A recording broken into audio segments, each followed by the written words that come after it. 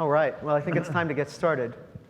We may have a couple of stragglers, but some of you perhaps will catch them up. The first thing I would like to say is thank you to everyone very much for coming to this. It's something that in the process of the pitch, it occurred to me, as it has more than once in the past, when we hold a wine-centered event, that for the most part, people, for very good reason, associate wine with having a full glass in front of them, perhaps some food on the table, and perhaps not so much with gathering in a theater to listen to a panel discussion. So I'm very grateful to all of you for taking the plunge on what I hope will be a really enjoyable hour and a half. The second thing that I would like to do is to offer a very quick introduction of these three guys. The first thing I would say, as far as a general introduction is concerned, first of all, that I regard each of them as very special, wonderful people. But one of the things that somebody could bring forward in order to demonstrate that they are special, wonderful people, for instance, if we were to take the immediate circumstances as an example, is the fact that with virtually no information whatsoever about a month ago, when I reached out to each of the three of them and said, what do you think about a little panel discussion with an immensely broad subject, parameters. I think I mentioned the title that we were working with to Neal. I said, we're going to call it, Pleasure and Purpose, because this is a conversation that Kevin and I had. We're going to call it Pleasure and Purpose, 40 Years of Wine in America. And Neal said, well, that ought to cover it. Right? So we were not concerned, that it would be too narrow. But without really any information whatsoever. We thought this was going to be a 10-part show, actually. 10-part show. Without any information about venue or, we had a fleeting discussion about whether or not we would share any notes about what we would talk about. That didn't happen. Not because of a lack of preparation, I think, as much as because we were very happy, it seems, all four of us, to just sort of go with the flow and see where some of the conversation goes this evening. The point that I'm getting at is that none of these three guys really blinked at all when I said, how would you like to come in and sit for a little panel discussion? And I think that is owed to the fact that people, of course, are as busy today as they are, that Neal is here from New York, that Kevin is here from Los Angeles, is an immense credit, and I'm very, very grateful to all three of you for that. Kevin O'Connor, gentleman on the far, that is referred to as stage left, I believe. Kevin is an old friend of mine. A man who was I would say, among a very small group of sommeliers in Los Angeles in the late 90s and early aughts, who really came to create a very, very serious wine culture in the city of Los Angeles. Was regarded as a guy at the very top of the field who was endlessly serious about wine, endlessly serious about service, really a formative figure, I would say, in the last 20 years of West Coast wine programs, sommelier work, all of that sort of thing. In the mid-aughts, I think with the vintage 2005, if I'm not mistaken, he began his own winemaking project, which was originally called O'Connor and then became the label that many of you may know, which is called Lioco, which was a label that was dedicated to Chardonnay and Pinot Noir production, and in particular single vineyard Chardonnay and Pinot Noir production in Sonoma County originally.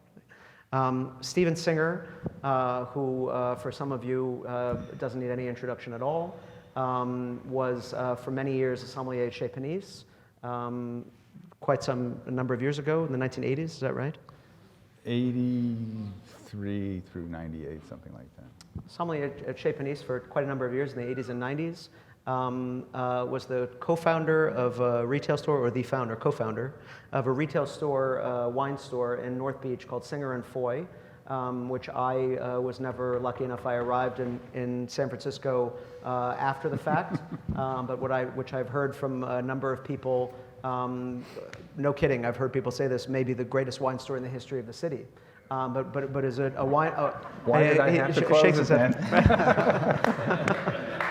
In any case, as a wine store, my general impression of it is that it was a wine store that was credited for introducing a lot of native San Franciscans to the greatest wines of Europe in particular. I'm sure that you were working with some domestic wines also, but many of the jewels from the Kermit Lynch portfolio or the Neal Rosenthal portfolio or some of these import portfolios that some of you are probably familiar with, once upon a time, those wines were not common parlance really for virtually anybody. And Singer & Foy was a shop that was credited for bringing quite a number of those bottles to market. The third gentleman to my left is Neal Rosenthal, who is somebody also who may not need very much introduction, but I'll throw a couple of words his way also. Somebody I regard as one of the most important, if not the most important figure in American wine importing ever. It's something that's only been going on really in earnest for 50 or 60 years or so, but a man whose devotion to small growers especially in France and Italy, although the portfolio has expanded to include a couple of other European countries. Once upon a time was very, very interested in California wine in the early going, but someone who has really blazed a trail as far as introducing the American public to sometimes the word that comes to mind for me is idiosyncrasy, because when you boil down what we're talking about, when we talk about wines from the Jura or wines from the Alto Piemonte or some of these regions that are a little bit less well known, the primary project, as far as an American consumer base is concerned, is to convince them that some of these flavors are worth exploring. They are anomalous to people who are mostly familiar with California Chardonnay or California Cabernet, and I certainly regard Neal as being as important, certainly as anybody has been in the history of this country in that regard. So thank you all very much for coming. I hope we can enjoy it. Thank you.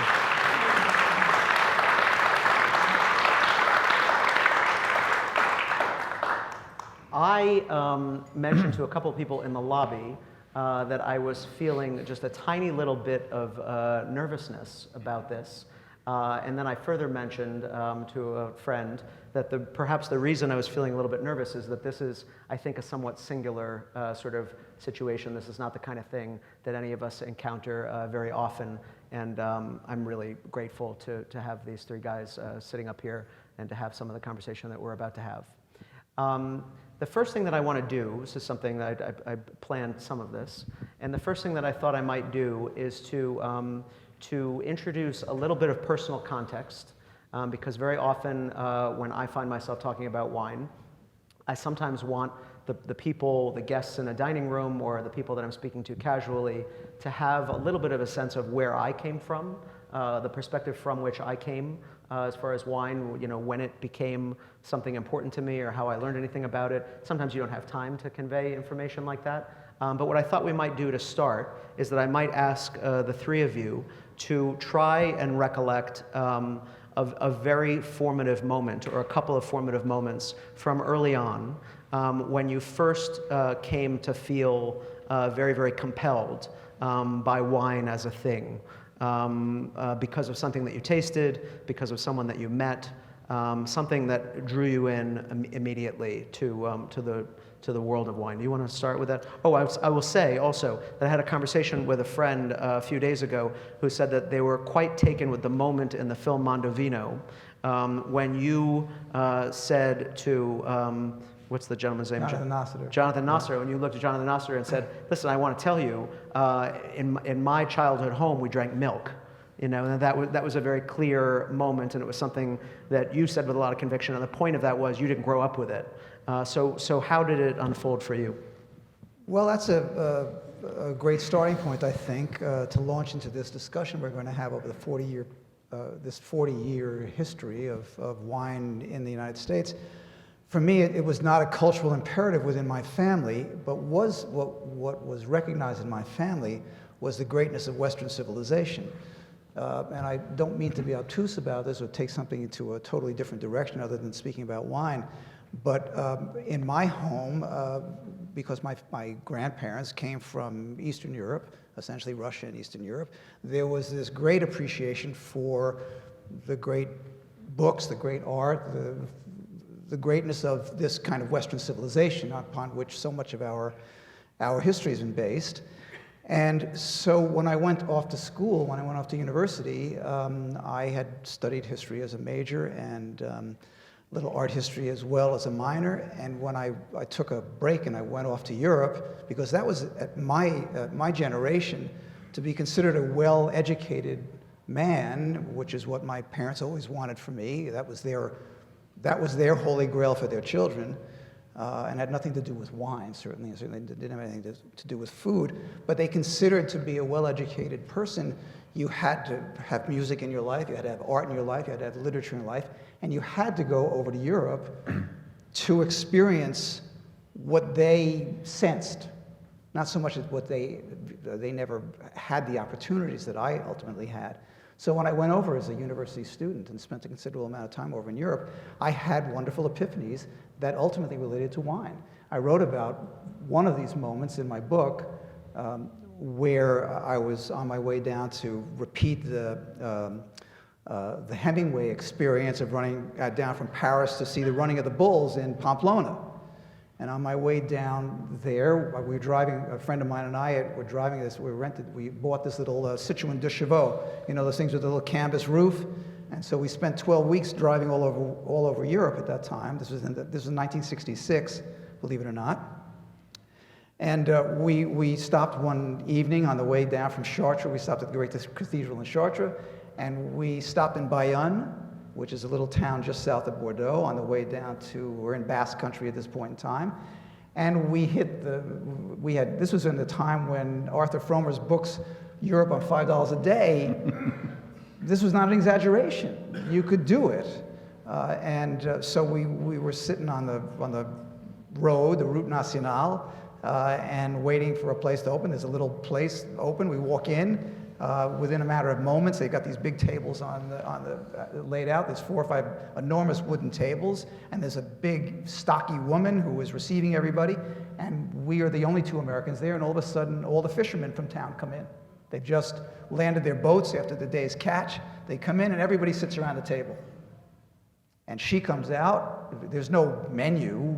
You're eating what her husband is making. It's the same food for everybody. And everybody's sitting around the table. And on the table, she plunks these liter-sized bottles of red wine, and the label says Toreador.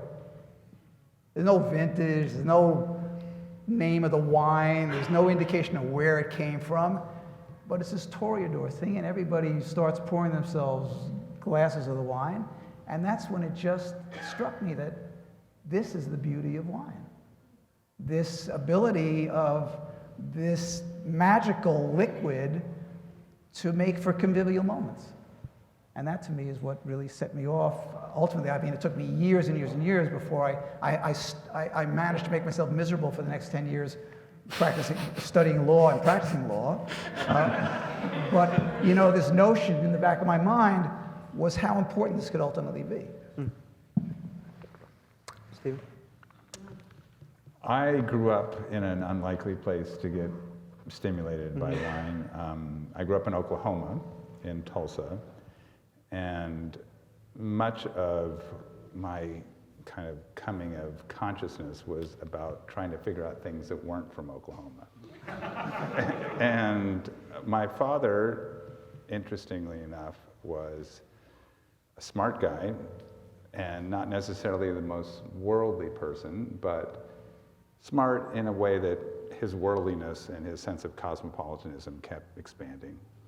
And he was also becoming successful in his business. And so what do you do when you become successful? You start thinking about ways to improve your day-to-day life. And one thing my father always liked to do was drink. And he drank, obviously, spirits, but he drank wine. And so at a very young age, wine was something that appeared in our midst, and it was just interesting to me. And it wasn't ever even really forbidden fruit. It was just something that entered the house, and at those times, you could, even in Oklahoma, where you had to really struggle to get wine. Oklahoma was a dry state until well into the 50s. But wine did come in the house, and even great wine came in the house. First growth, Bordeaux's, and very special Burgundies. I don't think my father necessarily knew what that was, but these wines weren't unaffordable at that point. And two really great things happened as a result of wine. It's why one of the reasons why wine looms so prominently in my imagination is that I realized that those bottles were there, or the cognac that he drank, or the scotch that he drank, and also the ties that he bought, and the suits that he bought, was the notion of discernment really crystallized in my brain. And I came to appreciate how discernment was an incredibly valuable tool. And it guided me in so many ways throughout the rest of my life. I spent as much of my life in my schooling and otherwise being a practicing artist. And I've always felt that the most critical feature of being an artist is discernment too. Why do that versus that? What makes this better? The critical process. And wine is a great sort of focus of discernment, because not only can you really organize so much cultural information, as you're saying, so much history, so much sort of quantitative information, vintage, culture, etc., but it's also pleasure, and it's ephemeral too. And so at a very early age, that really landed in my brain. And so I started collecting wine when I didn't have any money to do so, long before I was old enough to drink legally. But it captured for me in a way that to this day is immutable. This convergence of aesthetic information and of historical information and of cultural information and of quantitative data-driven information and ephemeralness that just intrigues me. I get kind of goosebumps still thinking about how great it is in that way. And it happened at an early age, and it's kind of been an ongoing accumulation of knowledge and experience since then. I neglected to mention, as I was giving those incomplete introductions, Stephen is the one of the four of us who is presently involved in winemaking and has been the proprietor of Baker Lane Vineyards for 20 years. So on top of the experience, the sommelier experience and the retail store experience, has now been involved in the vineyard in Sebastopol, Greater Sebastopol, for the last many years. Kevin O'Connor. Yeah, so for me it all started with two important people in my life, my mother's mother, my Italian grandmother, and my father. And they had a wonderful relationship built around curiosity with food. My grandmother was a sensational cook. She was from Abruzzi, in a little town on the Adriatic called Giulianova. She met my grandfather and they emigrated to New York City in the 20s. And so my grandmother had a curiosity about food and wine, and so did my father. So at a very, very early age, I mean, I was as young as 10, 11, 12 years old, I would go to the wine shop with my father. And so I have to sort of back up a little bit, because we only drank white wine in our house. And so in our house in Lower Manhattan and then in the Bronx, because my mother had a deep aversion to red wine, because her Italian father and his brothers in their brownstone basement, the basement of their brownstone on 43 McDougal Street in the Village, attempted to make wine. And my mother detested the smell of fermenting red wine. And so it was something that just was so embedded in her, but she loved white wine, and so did my grandmother. And so I cut my teeth on white wine from the Loire, not as much from Burgundy, but Bordeaux, Loire, and some Italian, and a lot of German Riesling and dry Riesling. So, that's, and going to two stores in particular. Is Garnet still on 14th Street? I think it's still around. Yeah, I mean, so this was the store on 14th Street, you know, No, you're thinking about Crossroads. You're thinking Crossroads, right? about William Brassey Crossroads. Which was That's not around which was anymore. a store that I sort of grew up in with my dad, my wine store. And then there was another store up, if you believe it or not, in a little town called Cairo, New York, which is outside of, it's in the Catskills, and where there was a German immigrant who owned this little wine shop, and of course he had a lot of terrific Riesling. And of course, he poo-pooed all the sweet stuff because, you know, the real Germans drink dry Riesling. And so, you know, this wonderful combination of a foodie family, curious cooks, wonderful cooks, this is how it all started. But the thing that really didn't dawn on me long after, really until I became a sommelier and really began to study wine, was my grandmother used to talk about, she had a tough life in Giulianova. Her father died very young. And her mother had to make ends meet with her, you know, with 3 children. And my grandmother used to talk about this wine that her mother would make, and it was like champagne. She would say it was champagne and champagne and champagne. And we were always like, Nani, there's no champagne in Abruzzi, but you know, but it was fine. It was delicious. And so then I realized what she was talking about was her mother made a frizzante Trebbiano, which is, you know, widely planted in Abruzzi. And, you know, it's like, so, and her mother made this wine to make, sort of like as a home industry, a little cottage industry, to make ends meet. So it's just like, wow, this is so amazing, like this, you know, sort of came full circle with me. Almost seems like such a perfect story, but it really, for me, it really started with food and wine. And we may get into this discussion of how important those 2 things are. And because they're not separated from me. I really can't, you know, and I'm always referencing this, and which is why Neal is such a hero for me and for many other sommeliers, I believe, and wine people, because there is a connection with terroir and food. And when wines speak of terroir, it is really, amongst other things, for that purpose. But that's where it all began for me. That's great. Yeah. Thank you. Great. Next, I thought we would get into the arc of this thing that is alluded to in the title of this program, of the 40 years in wine. And I thought that we might approach that by talking about the way things were in the early going. So, for instance, and I mean this specifically with regard to your impressions of the way that wine was perceived in this country when you gentlemen were starting.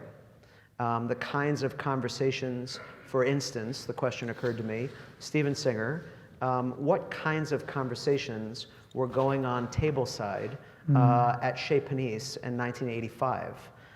Were people interested in Italian wine? Were they interested primarily in California wine, the local populace? What were things like for you in the early going? What do you remember about those days, about the way that people approached, for instance, picking a bottle of wine at dinner? What I would say, I mean, some of the things that distinguish my experience running the wine program there aren't entirely relevant or aren't sort of transposable in other contexts, because one of the things that at that point, Chez Panisse was already very well established then. It was 13 years old already. The fame of the restaurant sort of preceded it to a lot of the guests that came there. And we had more latitude, I should say I had more latitude with what interested me. And as what has always, I've often said, well, look, I'm an American. I didn't grow up in Burgundy or Bordeaux or Piemonte. And one of the things that distinguishes my thinking about that, or marks my thinking about that, is that Americans who aren't, notwithstanding the Sonomans or the Nappans or whatever, they aren't so steeped in one wine culture that we have the blessing or I try to turn it into a positive. We had the potential to be eclectic in a way that a lot of people from really deeply knit wine cultures don't have. So I always felt that one of the great advantages of being not just working at Chez Panisse, but working in San Francisco, which was a port of entry, where there was a certain kind of deeper affinity for wine than there was in many other places in America. It was a port of entry where there was closest to what were the burgeoning, still unfolding wine regions. It meant the curiosity about wine was more available, it was more prevalent. I don't, see, I mean, when I think back to 1985, to me that seems like yesterday, and it still seems like not the 70s or the 60s when the California wine boom was just beginning. And I think of it as where we're already into not only a diversity in California wine production, but fantastic wines that Neal or Carmen Lynch or other importers were already bringing to us. And I had less pressure to kind of narrow. And my curiosity as an American, as I sort of see it that way, was to really offer as many diverse things as possible. And we didn't have as much of an uphill battle trying to bring something to somebody's attention, because a lot of what Chez Panisse has always been about is we're going to vet what you're going to eat tonight, especially with the prefix part of the restaurant. We've already decided something great for you to eat, and by extension, we are bringing a lot of care to what we're thinking about in terms of presenting wine. So we're getting this chance to bring to you and hope that you have the same kind of confidence on what you're going to drink that you bring to eating. If you had to guess, and I imagine you haven't spent a lot of time in the dining room at Chez Panisse in the last 10 years. That's correct. Right? If you had to guess about whether things have shifted just among that demographic of Chez Panisse customers, are you suggesting, for instance, that in the 1980s, people were every bit as curious for obscurities, or were they interested in exactly the same kinds of things that you imagine guests might be interested in today? I mean, at the risk of opening up a rabbit hole this big, yeah. I mean, there's a lot of contorting, perverting pressures that have, really been brought to bear on the wine business for all kinds of reasons since then. I mean, I think it was a lot easier to be curious. You could go towards the Common, the Bordeaux, or the Napa Cab.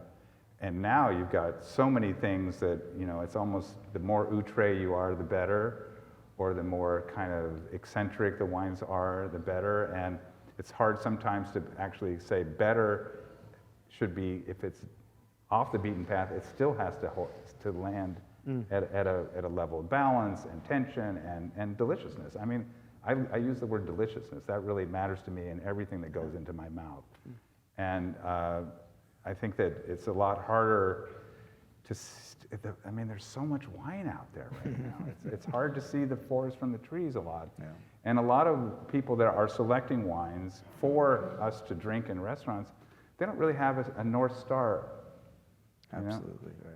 So, I mean, I think that's that's a bone to pick that I have, now that I'm not doing that restaurant work anymore, is I don't feel like my interests are represented in a lot of, I feel like it's the sommelier trying to make a point.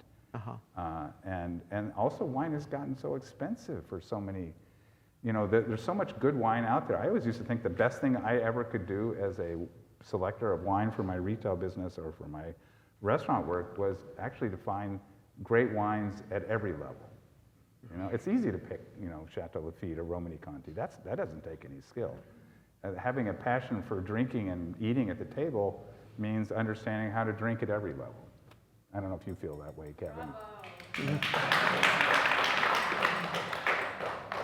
I mean, tell me about your experience trying to. Oh, I got a story for you. I got a story about choosing wine in restaurants for the clients. So one time, I was a wine director at Spago for about 9 years, from 2001 to 2009. Small backwater restaurant in Los Angeles. And I get someone says, "Oh, Kevin, there's a so-and-so from CAA wants to talk to you. They're on the phone. They need some help selecting wine for a special dinner that's coming up." All right. So I go into the office and I get on the phone, and I'm talking to a well-known agent who's going to bring in a very, well-known movie star, and they're going to be having a lunch at some point, and want to talk a little about the wine, but it has to go this way. Okay, what way? Well, we're going to have a conversation. You're going to come to the table, and I'm going to have the wine list in front of me. And we're going to have a back and forth, and I want to go over maybe what that might be like now. And you're going to make some suggestions, and then I'm going to make some suggestions, and you're going to agree with my suggestion, and I'm going to appear like I really know what I'm talking about. And then that's going to be the wine that we serve. I was like, okay. So there's a little bit difference from the captive audience at Chez Panisse that Stephen enjoyed. Did you get the part? Well, I'll give you a very different perspective about wine service in restaurants from my era. I think I'm probably the oldest person on the stage here. When I first started, when I first started in the 70s, and I'm a New York kid. I'm born and raised in New York City, and that, of course, is the mecca of all things that are sophisticated. So when I started my work, it was at a time when there were a handful of shops that would handle wine. Most things were just liquor stores. In fact, the people who handled wine, the stores that handled wine, were really liquor stores, and they put this veneer of expertise about wine because they only had a handful of clients. Because of all the 8 million people in New York City, there were maybe 3 dozen who cared, and even less who knew anything about it. So when I started bringing these wines in the 70s, the late 70s, and we had a group of classic French restaurants, most of which were owned or operated by effectively refugees from the staff of the France cruise liner. They invariably were from like Normandy, which doesn't produce wine. You have to understand this sense that the French at that time, or this sort of crowd of Frenchmen who were sort of becoming expatriates and living in New York, having come off the boat effectively, literally come off the boat.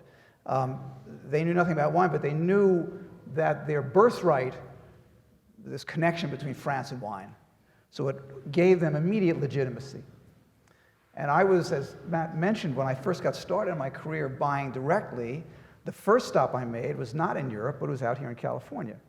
And I worked with some people who are not around anymore in the mid to late 70s, and one of whom was a guy by the name of Ken Burnap. I don't know if any of you know this name, Santa Cruz Mountain Vineyards. And Ken was a sensational guy. I've got lots and lots of stories about Ken. But he came back to New York with his buddy and their wives on their way over to Europe, and I said to Ken, I was buying some wine from him, and I said, look, Ken, we gotta, you've always so nice to me, you're so generous to me when I come out to Santa Cruz, I got to take you to dinner. And I said to my wife, she was not my wife at the time, but I said, look, we got to do something special for Ken. And so we booked a table at La Côte Basque, which was along with Lutèce, La Côte Basque, La Caravelle, and then maybe one or other. They were all the same. They were all exactly the same. They served exactly the same food. It was all incredibly mediocre, but everybody thought it was great food because this is all you knew, this was the French food that you knew. And when you went in to get wine, this is what the scene was. So we sit down at the table, and I'm an arrogant, miserable son of a bitch. I mean, I am horrifying at this age. I'm a kid, just full of myself. And we sit down at the table, and the wine list comes over, and then since I'm paying for the whole thing, I'm the king. And I look at this wine list, and the white Burgundies are there, and it all says Pouligny Montrachet, and it says Chassagne Montrachet, and it says Meursault, and there's no name of any producer, and there's no vintage. So this is the scene. The guy comes over, and I can speak some French, so now he's sort of, a little bit uncomfortable. And I said to him, I'm not ordering any of this stuff until I know who made it and what the vintage is. So I had him go back and get the bottle of Pouligny Montrachet. He comes over, I see, Negociant wine, I don't want it. Back. And we went through this routine 3 or 4 times.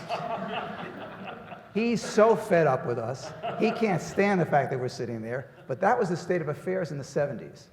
So you see the difference now when we're talking about this. When Stephen's talking about the sophistication level of Chez Panisse in 1985, that did not exist in New York City in 1977, 78, 79. I can guarantee you that. The difference between now with this love affair that America has with wine, which is rather extraordinary, because it is not part of our culture. Yeah, definitely not. And it's become a part of our culture, this enormous change. If we're talking about 40 years, I can tell you the impact it's had on me personally. Because when I got into the wine trade, I never thought I'd make a buck. I never thought I'd earn a penny on this thing. This was total rebellion on my part. I'm a child of the 60s. I was drafted during the Vietnam War. This was a very revolutionary period of time. I think maybe some of you may have lived through part of that, right? And so my idea of getting into wine, I had practiced corporate international tax law for a number of years, making myself totally miserable. And I got into this business, never think I'd make a buck. And today I can sit here and tell you that, this has made me a fairly wealthy guy.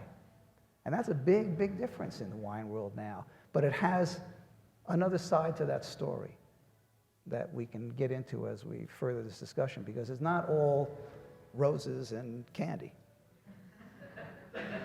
You'll let us know when you want to get into that discussion. Well, I didn't want to hog the floor. I understand. Okay, that's great. Because I could go on, very great, well, yes, for the next right. 3 hours. Well, so. maybe the pendulum will come around again. Yeah. The next topic that I wanted to approach, and I should tell you, we mentioned this a little bit before we started, but if you want to jump in and follow up on anything, please don't hesitate. There's no rules to this. I don't want to invite the audience. but, I think if you have questions, we'll leave 20 minutes or half an hour at the end, and be happy to field some questions. The next thing that I wanted to talk about is a reference that I made in an email that I sent out to our restaurant mailing list 2 or 3 days ago. When I was thinking about the notion, I had this idea. In fact, the first time that I had the idea, I posted a copy of this wonderful poster that was designed by Tom Ingalls, sitting in the third row over there. Tom designed this wonderful poster for this event that maybe you saw. It was a JPEG and a printed poster. And I posted this thing on Instagram. And somebody commented, who I don't know, that's the world we're living in. Somebody comments on something, you don't know who this person is. And this person commented and said something to the effect of, 3 white guys. Well, what's the big deal, 3 white guys, kind of thing. And it started me thinking, well, is this a homogeneous sort of experience? This perspective. Is there diversity in the perspectives and that the 3 of you bring to a conversation like this, or is there something sort of homogeneous? You just opened up about it. You opened up a real wound here. I did. Okay. That's a very, very interesting question. Okay. Yeah. So I'll start it, and you feel free to take it wherever you like. But I'll start it by saying that when I took a walk, I think the next day, and thought, do these 3 guys have something very essential in common? And I was in conversation with a friend about this. I thought, it's possible that the one thing that the 3 of you have in common more than anything else, and I referred to this in this note that I sent, is something like an anti-corporate sensibility. As it regards wine. And from there, you could perhaps reduce it to an abiding respect for terroir. Mm-hmm. You could. Mm-hmm. You want to elaborate on that? Yeah. And it's not... I guess I want to say one more thing. I had in that moment, when that person made that very glib remark about the homogeneity that might have been represented in a panel discussion like this, I suddenly had this idea that people who don't know the 3 of you could have imagined that you were some, figure in a major, American distribution outlet. Or some major importer of mass-produced European wines, and nobody would necessarily know that until they knew you. And that's what got me thinking. These guys, in a certain way, are champions of something smaller in the world of wine, something more focused. And it came to seem to me that was something essentially common about the 3 of you. Yeah, well, certainly about Neal. I mean, in terms of Neal's vision as an importer, never looked at anything as a property, right? As an acquisition. He looked at it as an important artisan expressing their terroir. And he had a lot to choose from at times. So when I think about what is the purpose, what is the opportunity once you get into wine, isn't it really that? It's not simply a beverage. It's not a very difficult beverage to make, but it's really, the opportunity, I think, is that you can have a personal journey with this thing, and you could start at any given point, and as you get deeper and deeper into it, your intentions are revealed. Are you in it for the show? Are you in it as a vehicle to display your own wealth or your own intellect or your own charisma? Or is it really a journey that you're going on and you're bringing your palate and your heart and your soul and your brain with it? Are you doing it to gather these experiences to be a teacher or to be a mouthpiece for it? And I think that the other aspect of it is that it takes time. You have to drink wine for many, many years and hopefully be exposed to drinking an old version of this young wine from this very grower to really capture that, to really see what this could actually be. And to Stephen's point, it doesn't really mean you need a lot of money to do it. There's an opportunity for that too. But you really have to dig into it and as far as you want to go. Well, you need money to do it now. Yeah, Not You need necessarily. money to do it now, and Not I necessarily. disagree. You need money. You're always telling me, for instance, that one of the most gratifying aspects of pursuing a greater broad understanding of wine is seeking out the very, very high quality work that's going on at very reasonable price points. Yes, but there are what's the definition of a reasonable price point now, Matt? Well, It's a very, very, very different story now. I mean, Stephen made the point, I think, early on, when his dad was getting into wine, you had multiple vintages of classified gross Bordeaux available that you could buy at $5, $3, whatever it was. You could drink old wine whenever you wanted to. It was all available. When I got into this trade, that was all available to me now. The young people in the business now don't have any experience with Burgundy. They have no experience with Bordeaux because the stuff is too fucking expensive, period. And this is a shame because like anything that has to do, and Stephen's talking, I opened a beautiful avenues for discussion, one of which has to do with this as an art form, actually, and Kevin's just referred to this as well. The riff that I want to take off of Kevin's comments here, it's not just a matter of me or somebody else selecting a wine that we like. It's a value system. It's a system of values. That's what protects us from the corporatization of what we're doing here. And it's certainly an art form, because you have to take your own individual personality and your sense of what is valuable and what is important, and you're trying to transform it into this process of selecting and editing, which is what you do when you select your wines for your restaurant. This is all a question of curating and believe in a belief system. And I think the shame of it now is, when you talk about a classical education, our young people in this trade no longer have a classical education. What's this phenomenon about natural wine? Ridiculous. It's ridiculous. This is not, I didn't even talk about this because this isn't even funny. Because when I started to talk about natural wine, I never had the opportunity to buy anything but natural wine. My growers, when I was working with them 40 years ago, they didn't have the money to buy any treatments. They didn't have air conditioning. They didn't have stainless steel. They had none of this stuff. This is devastating what's going on right now in the wine trade, and it's not so much a trade anymore as it is a business. Do you know that I spent 40 plus years, I've never had a contract with any one of my suppliers. It's all a handshake. Fantastic. So when I'm at a point in my career where people expect me to retire, sell my business, what do I have to sell? I don't have anybody hooked into a contract. It's me and her, me and him. You know something? That means an enormous amount to me. That's important.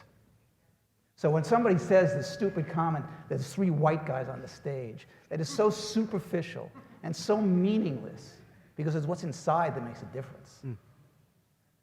That pisses me off. Obviously. I think there's a question in the audience maybe about natural wine. Sir, you... So actually, is the 40 years of American wine adding chemicals to it? Pardon me? Is the history of 40 years of wine in America the introduction of chemicals into wine? It's not just chemicals. Fine, but in other words... It is the whole manipulation of wine. It is the industrialization of wine. When I came out here the first time to buy wine in California, the people I worked with, the great wines that are sitting in my cellar from the 1970s, and I mean still alive and well and vibrant. Mm-hmm. You know why? Because they didn't know what they were doing. They harvested good, healthy grapes, they crushed them, they let it ferment. Voila, they had a great wine. They didn't fine it, they didn't filter it, they didn't have any standard on which to judge except for what was classic in Europe. That's what everything comes from the classics. What's the greatest art in the world? For me, it's the cave paintings. It starts with this. This is what makes us human. So what's happened in California is this very sad story. And it's the same thing that's happening not just in California, it's happening all across the world now. Believe me, we are fighting a rearguard battle, and it is a bitch. Well, I would like to add, or just a slightly different backing up, what is it that maybe we all sort of inspired by? Neal talked about culture. I've talked about culture. I have a slightly different point of view about whether or not winemaking is art or not, but I think it's discernment, which isn't invariably in the service of art. I hold art in a slightly different place. But what I do feel this notion of discernment is really important, and I think it does probably really stir all of our pots, is this very granular approach to understanding how all these small little bits, whether it's that hillside or that way, that exposure, or when we talk about terroir, what does that mean? It means the thing that's happening from all these different directions in that spot. When we talk about winemaking, in a really careful, thoughtful way, we're talking about paying attention. And this is something I've particularly had brought into high contrast as a still a kind of neophyte farmer and winemaker, is really appreciating how many small little details can be thought of, considered, and how they can inform, the target. And so it's that attention to detail, it's that appreciation of the spectrum of details. Kevin certainly knows this about as being a winemaker as well, that you can either ignore or you can think about, you can try to help add up. But even more important is what is your target? What is your flavor target? I actually felt that the one reason I had any legitimacy to even begin a winemaking venture is I knew what wine tasted like. And that wasn't by accident.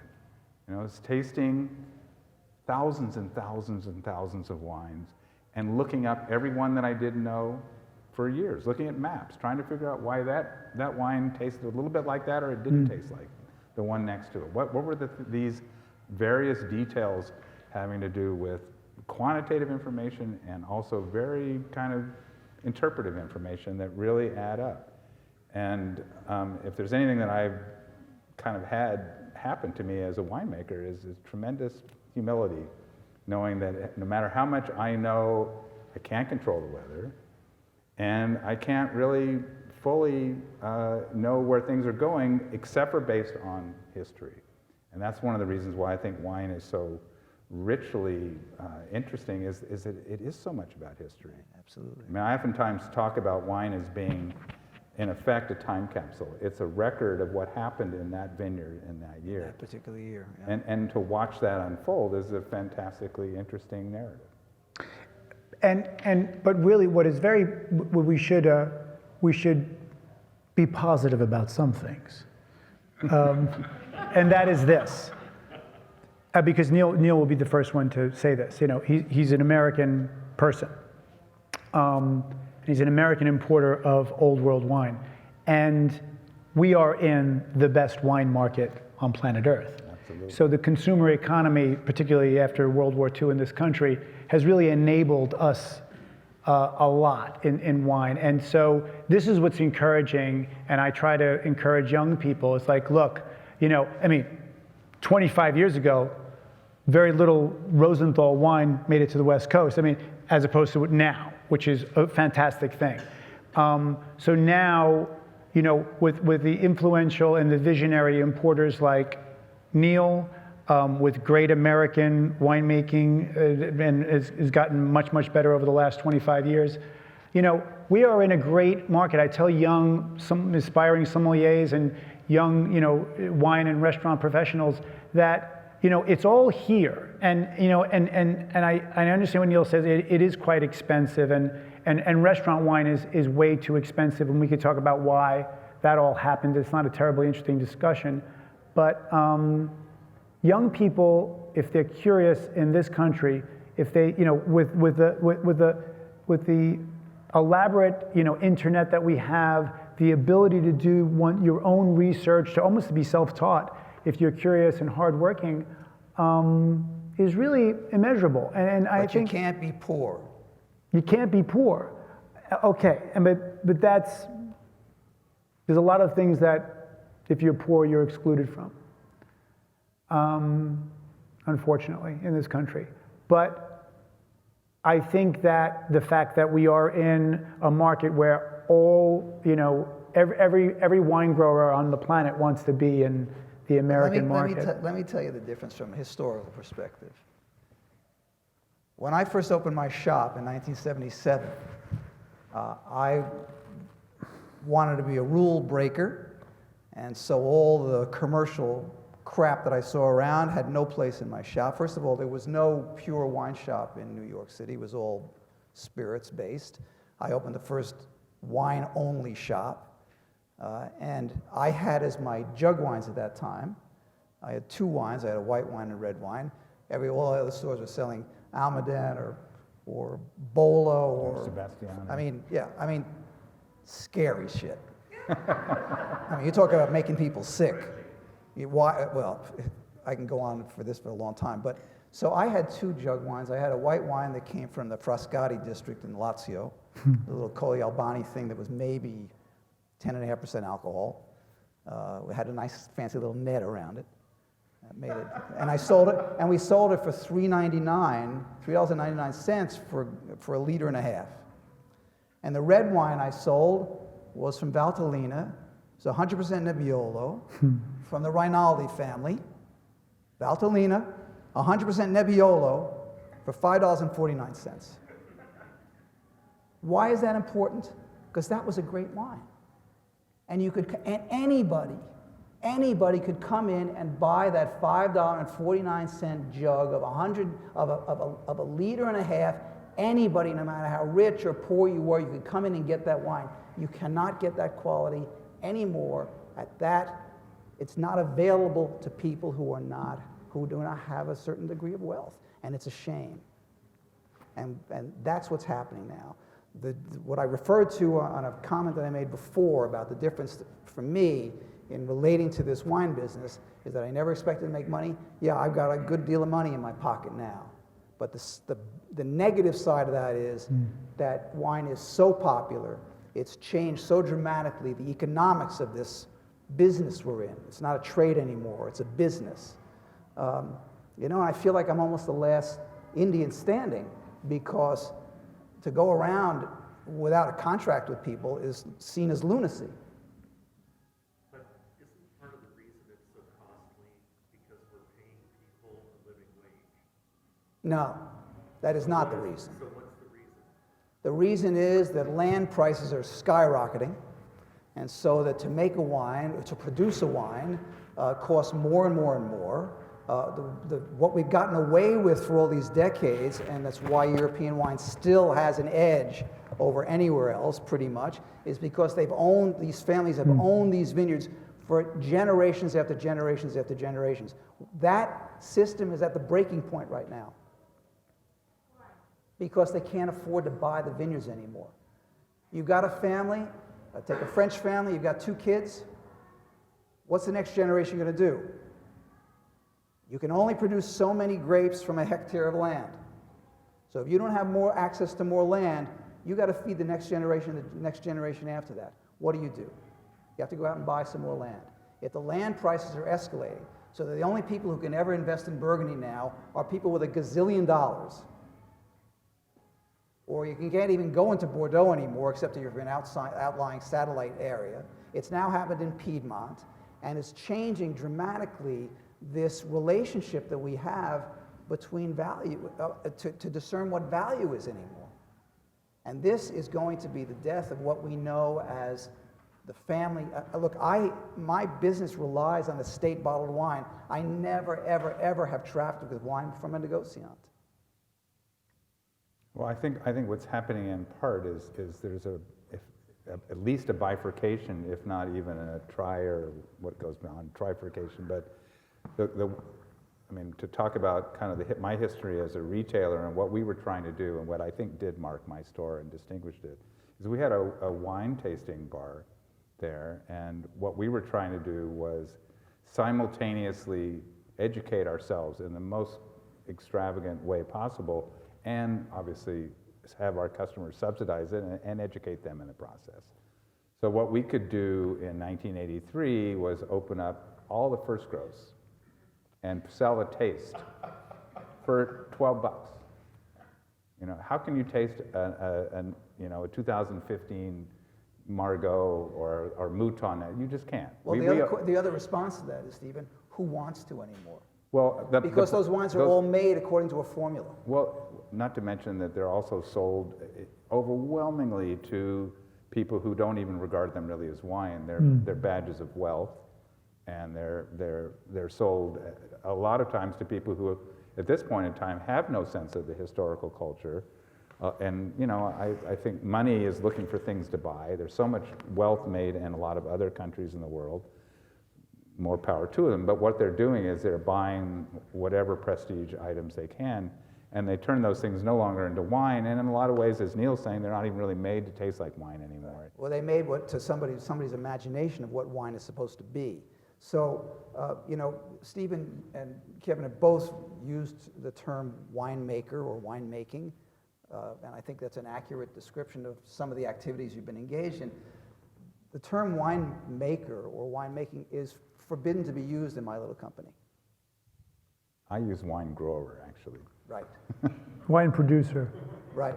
Because a winemaker. I never said winemaking. A winemaker. Never said there's a big difference. That's fake news. So in our little company, it's literally forbidden to use the term winemaker, at least in reference to the wines that we bring in, because our people don't make wine. They live with their vineyards. They are responsible for taking care of their vineyards. The French term vigneron is a beautiful, beautiful expression of what this activity is, because it encompasses everything that has to be done to bring a wine to the marketplace. It means they take care of their vineyards, they grow their grapes, they prune their vines, they harvest the grapes themselves by hand, they crush the grapes, they do the élevage, they do the bottling, and they decide who they ultimately sell it to. That's the concept of vigneron, the idea behind wine making. I have to tell you, the very first lesson I learned the first day I was in Burgundy, one of my great mentors, Gaston Barteau, turned to me, and he used a phrase while we were sitting around talking, laissez le vin de se faire. Let the wine make itself. The job of the vigneron, the grower, is to take care of that vineyard, plant his grapes in the best possible place to produce a fabulous, great wine, a great expression of terroir, and bring it to you. And when that wine starts to ferment, sit back and let it happen. And that's not what's happening anymore. That's why we talk about winemakers now. Somebody in the back. Michael? Question.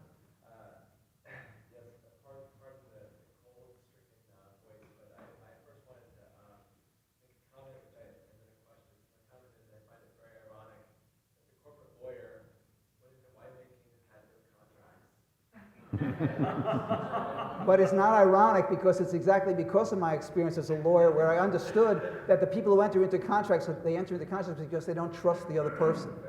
That's why. The question I have is that, Neal, you're in a corner of European wines, but Kevin and Stephen in particular, you're a wine, not a winemaker, but a wine grower. My question as a wine neophyte, introduced to wine by Matt and Aaron, is, do American wines have a chance? They're a great the capacity to make great wine in America. I just from my perspective as a total Europhile. I mean, I don't drink Really? California wine. Excuse me. I don't drink it. I haven't had it for decades, probably. But I know from my initial experience, I have great wines in my cellar from California. You got it here. You can make great wine. You can produce great wine. What's the future of American winemaking? And if there's a great future, what is it? If there's not a great future versus Europe, why not? So maybe we can talk about California in particular, since we're all Californians here. I think there is plenty of great winemaking, wine producing, wine growing potential and even reality in California. What troubles me and has always troubled me, whether I was long before I became involved with producing wine, is I think that what makes anybody good at anything is if they're curious, and if they have a sense of context and have a sense of the historical models that they should be inspired by. And that's what always led me from one thing to the next, whether it was literature or wanting to know about great sports or whatever, is understanding what the historical context was. So the winemaking, I think, that is the most promising vein of or wine producing, now I'm really inhibited about that. The greatest potential for producing wine in any given area is when it's informed by as much information as possible. And what I have seen in 40 years of involvement on my own, in my own experience is that the winemakers now are far more down the path.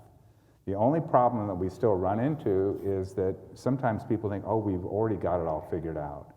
And we can only just now, we've got enough critical mass of culture and understanding that I still don't need to look at other flavors to try to really fashion my wine. I should not worry about who's making good wine in Savigny or in the Jura. I should worry about the guy who's making, if I'm making wine in the Sonoma Coast, how are they doing in the Alexander Valley? No, that's just far too narrow a horizon to really draw in the knowledge and experience and self-critical information that you should have to keep trying to move towards a higher level. And to take that a step even further than that, I think it was in Mondovino, this film that I mentioned earlier that you should all take a couple hours and watch if you haven't watched it, because it's a wonderful thing. There is a segment that is dedicated to a particular company, if my memory serves, that actually sort of prescribes winemaking protocol, which is to say, it could not eschew curiosity more in the sense that it sort of rolls out, a formula for what they're hoping to achieve. What did you say? The cliff notes. Exactly. You have the end in sight. Well, they and analyze you're the gonna, wine. exactly, They actually do a chemical analysis of Right. the wine. They find what is they perceive to be out of balance for the wine that is supposedly perfectly acceptable to the largest part of the marketplace, and they're making this wine, fabricating this wine to meet this presumed demand. The beauty of the business I'm in, the trade I'm in, is I don't need to satisfy 99.9% of the public. I don't have enough wine to sell to any more of these people. I got that 0.1%, I'm golden. I don't have to make compromises. What are you optimistic about in California wine? I'm optimistic about the level of dedication and focus that some of the younger people have. Outlying areas? Yeah. Are there any zones or are there places where you think? Listen, where outlying areas, some people are willing to take a chance on a different variety other than, the 7 varieties that seem to be produced, if that many. To what Stephen's point is that, some of them are really, if maybe 1 out of 10, whatever, who really curious about sort of just surrendering to a journey and willing to stumble through it and to find, they're up against a lot, right? I mean, unfortunately, American winemaking, the whole AVA system is unfortunately, American viticultural area is kind of trying to sort of replicate what Europe did. It doesn't make sense. It really doesn't make any sense. Sonoma Coast is an appellation, really? It's massive. So and then when you look at the subzones of Europe, that makes total sense. To a large degree, comparatively speaking. Which is under tremendous assault right now, right. by the way. Tremendous assault. And has been, quite frankly, it began in the 80s, right? Or maybe even before that, but certainly with the money that came into the business in the 80s. But that's what I'm hopeful about. I'm hopeful about the fact that these young people are in a great market. You're 18 years old, you get to take the whole Rosenthal portfolio. Or 21, rather, sorry. Did I say 18? Started drinking when I was 10. So I'm hopeful that the exposure and the privilege of this American market, so to speak, is going to, bring forth people who are going to take up Neal's fight, which is, we have a problem with global warming. It's deeply, impacting the ability for growers to do what they've done in the last quarter century, half century. But in terms of American wine growing, it's going to be tough because it's a real estate problem. It's a labor problem. It's a labor problem. For a decent bottle of American grown wine is going to be way more expensive than a really, really good wine coming out of Europe. Can I ask a question of the two of you who are so deeply involved in the trade here? I agree with you. I'm optimistic. I'm an inveterate optimist. It may not sound that way, but the reason if you collect wine, you're an optimist. The reason I'm still in the fight is because I do believe that there is still a brilliant future. But one of the things I want to ask the two of you who are involved in producing wine here in California, there are wonderful young and older people dedicated to doing the right thing here. How can you permit what goes on here in the production of wine? How can you permit the manipulation, the gross manipulation that occurs, which affects everybody's, what is perceived to be the way that wine comes into being in here? I hear stuff that goes on in California that I just can't even believe anybody can tolerate. They make wine that's 17, 18% natural alcohol, and then they go ahead and add water to it to bring it back down to a reasonable degree. How is that permitted? How do you get away with that kind of crap? That should be on the label. You're talking about sulfites. Forget about sulfites, friends. That whole warning stuff is nonsense about pregnant women, the whole thing. If that was true, I'd be sitting here, I'd be retarded. My parents were drinking all the time. How does these warnings, excuse me, this is the corporatization of the commercial aspect of wine, because those warnings, as an old corporate lawyer, are on the back of the label to protect the people who are making garbage so you can't sue them when you get sick from drinking bad wine. That's what it's there for. It's not to protect you, believe me. And the hypocrisy. This whole sulfite thing is a bunch And the of hypocrisy nonsense. is that the FDA considers wine a food, but it's not subjected to the ingredients In requirement. the meantime, you allow all this stuff. It's damaging the warriors. It's damaging the people who are producing serious wine in a serious manner because you have all the rest of the stuff is permitted. You got to protest about this stuff because if you don't fight it, it's going to wipe everything else out. This is a fight we're in. Who has a question? Michael.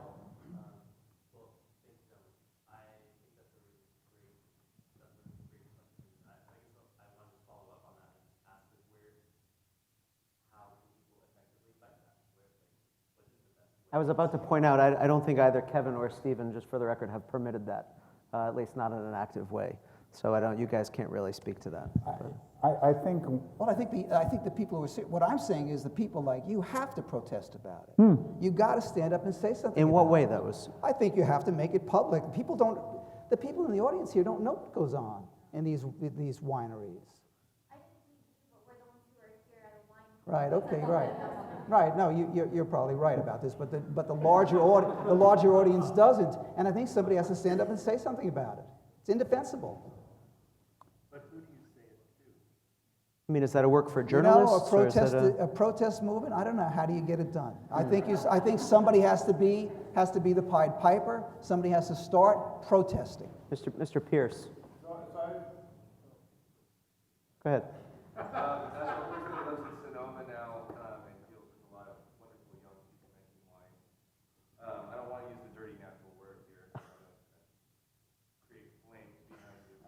But that word, being your own and the winemaking itself, there are a lot of young people doing that. So I think your perception of that watering back the 17% sales thing is still in existence for sure in the mass market, but there's a groundswell happening of wonderful young I'm sure, So I absolutely. wanted to just let Yeah. you know that is actually happening, and I know you guys have experienced that with some of your neighbors.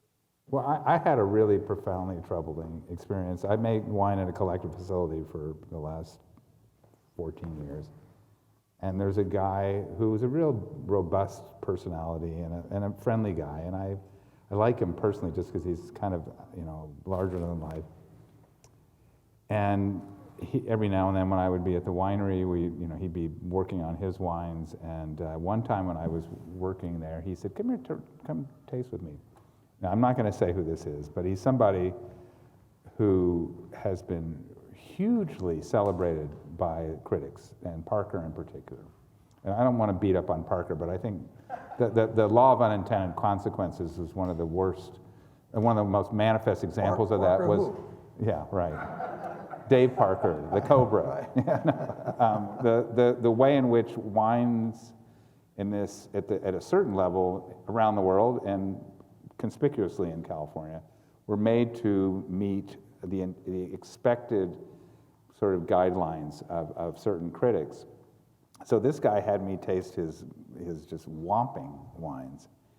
And he was doing some things, when you talk about diluting things or whatever, that may be doing on a large scale in the more industrial side of winemaking. This was somebody who was supposedly doing artisan winemaking, but he was doing things like every single wine, no matter what it was, he would bleed off a lot of juice, just so however concentrated the wine was, it was going to be additionally concentrated. Okay, that's just for starters.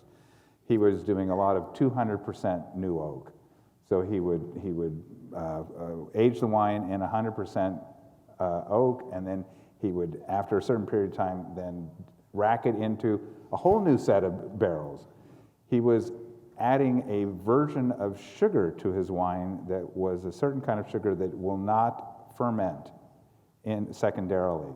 So he was artificially sweetening these wines that were just slathered with oak, that were 15.5-degree wines. He was adding overripe Syrah to his Cabernet to add more color and Yum, so yum. forth, and getting 100-point scores for these wines. Well, who's an idiot enough to believe this 100-point stuff anyway? Excuse me. Who can read this stuff? Yeah. Have you ever read any of these? You read these critics anymore? Anybody here read this stuff? It's all the same stuff. They change a number by 1 point or 2, and depending upon the vintage, it's all the same verbiage. This is not writing. It's not literature. You can't call these people writers nor journalists. Or good tasters is really what matters to me. I mean, what Are you joining us for dinner tonight? Yes. Great. It's time for dinner. I'm starving. Yeah. So, Stephen.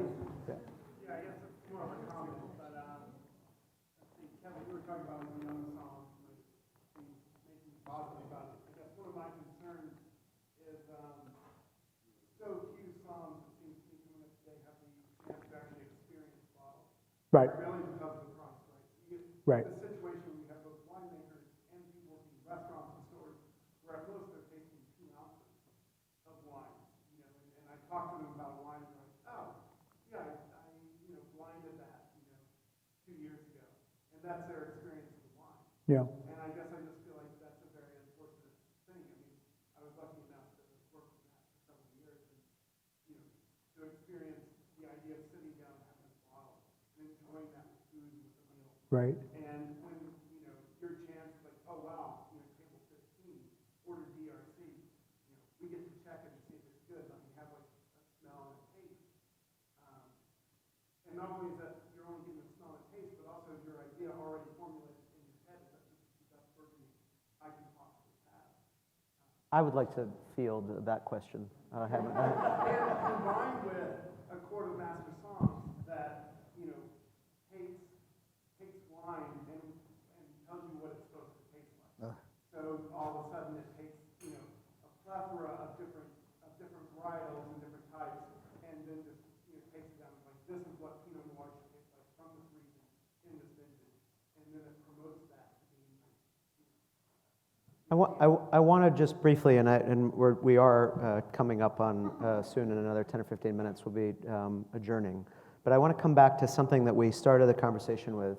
I think Kevin made reference to the idea that California or San Francisco or Los Angeles or New York could be included in this, is maybe the greatest wine market in the world. And we started the discussion when you were talking about Chez Panisse and the opportunities that are afforded to people who have a little bit of means. Maybe it took a little bit less means in 1985 than it does now, but people who have a little bit of means to drink some of the finest wines from around the world. I have seen that personally as a double-edged sword, all of that access to all of these wines. The international wine market, and this is something you and I probably have spoken about, Americans on the one hand have been blessed with availability as far as very great French wines and great Italian wines, great wines from the Southern Hemisphere, great wines from the West Coast. All of this is in play in San Francisco and Los Angeles and New York in a way that it is absolutely not in play anywhere else in the world, really. And for me, in my experience working with guests and restaurants over the years, that has not necessarily been a good thing because I think that it's created a fair amount of confusion. You and I probably have spoken before about the intimidation that it's easy to perceive when people say, how am I supposed to know anything about German Riesling? Just yesterday, somebody was explaining Chablis to me, and today I'm supposed to understand what Veltliner Sonnenauer means, or what the terroir there is like, or so there is a certain sense, that it's very easy to have as an American wine drinker, that we are supposed to sort of understand everything about everything, which becomes, a Sisyphean project. The point that I would make about young sommeliers, and I have a feeling that these gentlemen might join me in this perspective, I have felt for a very long time that if I were starting out again, and I didn't make this decision myself when I was 30 or 35 years old, when I was getting started on this, but if I were starting out again, and if I was doing it on a very limited budget, I very likely would pick the Breton family, making very brilliant Bourgogne, very reasonable prices, or Fourreau Vouvray, or some of the wines from the Loire, or some wines from Beaujolais, or some wines from California that I really loved and was very dedicated to, and I would stick with those wines and produce a wine list. First of all, revisit those wines year after year, and second of all, really know the ins and outs of those particular wines rather than trying to tackle this massive world that we sometimes perceive working in high-end restaurants where everything under the sun is available from every single different price point. There is no law that's written that everybody should be, well-versed in Chambord-Musigny. If you have the wherewithal, you're lucky enough to be well-versed in Chambord-Musigny. I mean, even I, in the experience that I've had, and I have been unbelievably lucky over the years to work in some of these great restaurants and now to have the inventory that we have at Heirloom, but even still, what do I know about Chambord-Musigny? Mostly, Ghislain Barthaud is what I know from Chambord-Musigny, because I made an investment in that particular grower many years ago to start to begin to understand those wines, and truth be told, most of the rest of Chambord-Musigny I don't have very much familiarity with. The wonderful thing about it is it's been necessary because you were somewhat, mentored by him, and that's necessary too, and that's the beauty of this. I learned so much from Neal.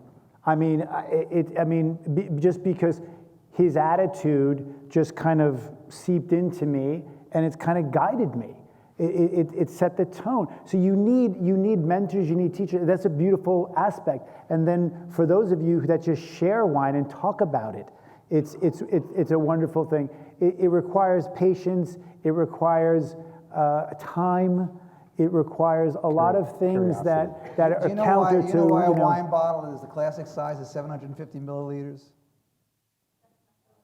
It takes 2 people to drink it. Close. You're on the right track. Yeah.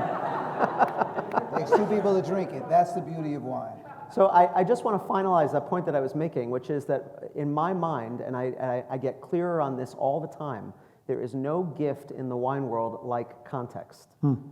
There is no, when you open a bottle of wine that is made by somebody that you're very familiar with, you have had some experience with that wine from 8 or 10 years ago. I don't care whether the bottle costs $20 or $2,000. It's going to be a very gratifying experience to come back and revisit that wine. And I think that we have completely lost that in the shuffle that you were very accurately describing. Well, it seems a mentorship requires a business model where a restaurant's willing to invest to open those bottles for the people to mentor. I guess that to me is what seems to be lost in everything. When you're working with 4 or 5% profit, and it's like, well, get a taste if you can. You're absolutely right, Stephen. The whole markup system has disallowed all of that knowledge and experience to be shared. It's a terrible, terrible shame. And I would love to shame all of the, I dealt with so many super ridiculous wealthy collectors at Spago. And I've been thinking lately to start a nonprofit and say, hey, you Joe Wender with a cellar that's like, the size of it's huge. And say, hey, how about every year you donate, some wine to this educational experience, and it could be a nice write-off for you and yours, and because how you were lucky enough to work at Heirloom. I was lucky enough to be at Spago with a list 1,400 titles, and then do all of those collector tastings and taste Jaillet and taste all these things that you just, it's like that's never going to happen again. So a young somm, he or she is never going to experience where's that going to happen unless you are working at one of 6 restaurants in the country. It's crazy. Other questions? Yes. I think one thing you talk about is food and wine, and I was wondering if you could talk about your relationships with the people who make wine, I guess Neal in particular, and you were talking about your handshake relationships. So how did you cultivate those over the years? How do you continue to? And the second part, just talking about the white men on the floor here, but maybe you can talk about have you seen changes in your relationships with the people who are making wine? Are there more female winemakers that you're interacting with now? Like how do you like that kind of thing? Absolutely. First of all, there's extraordinary pleasure in seeing the evolution of the trade right now. There are many, many more women involved in wine, and that to me is bringing a spectacular aspect that is making my world much more rich. That's one thing, and I think that we are seeing the vestige here of the old days on the stage right now. We repeat this 20 years from now, there's going to be women here without a question. And hopefully people from all different, we did a tasting today to sort of inaugurate our new office in San Francisco that we just opened. And I can't tell you the variety of people from different countries and different colors that were coming through the door today. That never, ever would have been the case 40 years ago. I can tell you that for sure. So I am very confident that that is the case already. We're already there. That test has been passed. You may not see it. You certainly don't see it on the stage. But that test has been passed. With respect to how do I manage, or how does anybody manage these relationships? How do you manage your personal relationships? It's love. I don't consider my producers to have opposing interests with me. They're my friends. They're my closest friends I have in the world, in addition to Matt, of course. And I'm not kidding about that, by the way. No. You know, these are the people. Kevin, it's only because you're so young. No, and you know, I mean, this is my family. Well, We're in it together. I'd like But to the add, relationship goes, Stephen, so he's not giving himself a credit. Neal is invested. You know, some of his growers have struggled financially way back. He helped them get through that. Yeah, And you know what that's in exchange for? You know, Because when I got started, which most people don't understand and don't realize, I had not a penny in my pocket. And so when I went overseas, I had to convince these folks to give me credit. And here were these people who had never sold wine overseas. They never had bottled wine before. Never had bottled wine before. Most of them had never left their villages before. And I walk in the door and I ask them to ship wine 5,000 miles away and give me 90 days to pay for it. And they did it. And I've never paid a bill late. I would just add to that I think the wine business is an extraordinarily relationship-driven business. Yeah. And it's one of the reasons that I was always attracted to it, because I really feel that, you know, when you have skin in the game emotionally and personally, it's always a better situation. But I think it's also intrinsic to wine in a certain way. You don't enjoy wine in the abstract. And I oftentimes say that I'm actually not that interested in wine. I'm actually interested in wine and food and the table. And so if you're experiencing something collectively, and as to Neal's point, it takes two people to drink a bottle of wine, it means that you're engaging in a social kind of compact. And it always tastes better when you're sharing it. That's absolutely true. It's absolutely true. Wine, I mean, I've enjoyed a glass of wine by myself on occasion, but I can say that I have almost never done that. yeah, it's true. It's pretty much true that the experience of wine is a social act, and it's a relational act. And to Neal's point about all of these relationship-driven experiences that have fueled his business to such a wonderful success, it's because it's, I think, intrinsic to this cultural artifact that we've come upon, and it really binds us in a wonderful way. I think we're all really lucky, by the way, tonight that Matt has convened us here, because I think this is an important discussion, not just because I'm here and shooting my mouth off, but I love this. I love the three people I'm with tonight, because they are warriors and they are the people who are going to lead us in the right direction. And that's really, really important.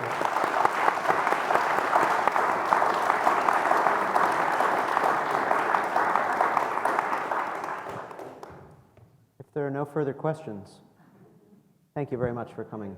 Thank you.